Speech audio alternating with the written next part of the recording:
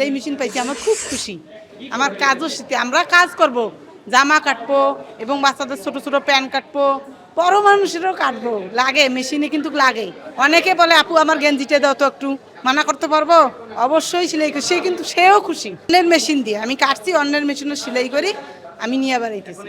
এখন আমি এই মেশিন পাইছি, আমার বাড়িতে 20 গজ কাপড় কাটা আছে, আমরা এখন যে সেলাই করবো। ভবিষ্যৎ উজ্জ্বল করতে পারি, সেলাই মেশিনের মাধ্যমে নিজের কাপড় নিজে সেলাই করতে পারবো, তখন আমি আর্থিকভাবে উপকৃত হব।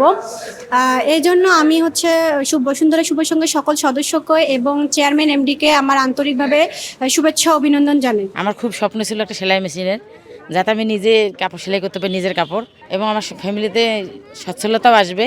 এজন্য খুব আমার স্বপ্ন ছিল। এখন বসুন্ধরা গ্রুপকে এবং এমডি স্যারকে আমার অভিনন্দন। এটা দিয়ে আমার নিজের কাজ আগে করব, তারপর ধীরে ধীরে যখন আমার সফলতা আসবে, তারপর মনে করেন যে আমি অন্যের কাজ করব, এভাবে সংসারে উন্নতি করব। আজকের যে 20 জন পিছিয়ে পড়া নারীদের তাদের ট্রেন আপ করার পরবর্তীতে সেলাই মেশিন উপহার দিলে সত্যি অনেক ভালো উদ্যোগ, এবং এক্ষেত্রে এই পিছিয়ে পড়া নারীরা স্বাবলম্বী হবে, অর্থনৈতিকভাবে তারা তাদের নিজেদের সচ্ছল করতে পারবে। বসুন্ধরা টিস্যু, অশুদ্ধতার বিরুদ্ধে এক বিন্দুও ছাড় নয়। বসুন্ধরা শুভ সংঘ প্রশিক্ষণ কেন্দ্রের মাধ্যমে আমরা তাদেরকে প্রশিক্ষণ দিচ্ছি। প্রথমে তারা যখন দক্ষ হয়ে যায়, সেলাইয়ের কাজ শিখে যায়, কাপড় কাটা শিখে যায়, তখন আমরা বসুন্ধরা গ্রুপের উপহার হিসেবে তাদের প্রত্যেককে একটি করে সেলাই মেশিন দিচ্ছি।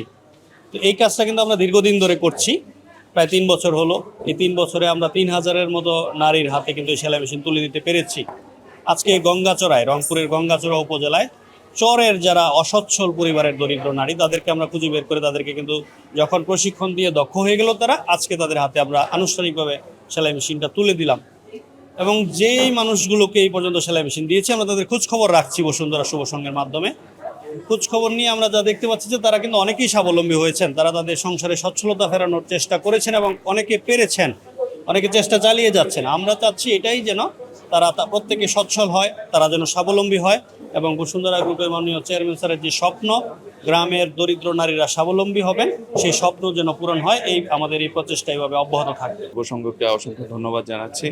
তিস্তা নদীর ধারে অবস্থিত এই গঙ্গাচড়া উপজেলায় অনেক অসচ্ছল নারী রয়েছেন। এই ধরনের উদ্যোগ যদি আসলে চলমান থাকে, তাহলে এই সকল নারীদের তথা তাদের পরিবারদের অনেক উপকার হবে। একই সাথে আমরা চাই যে এখানে যেন সরকারি বেসরকারি উদ্যোগে আরও কর্মসংস্থানের ব্যবস্থা, যার মাধ্যমে গঙ্গাচড়া তথা রংপুর অঞ্চলের মানুষ তারা কর্মসংস্থান পায় এবং তাদের জীবন মানের উন্নয়ন ঘটতে পারে। একই সাথে সরকার এই গঙ্গাচড়া উপজেলা তথা রংপুর অঞ্চলের জন্য অনেকগুলো উদ্যোগ গ্রহণ করেছে।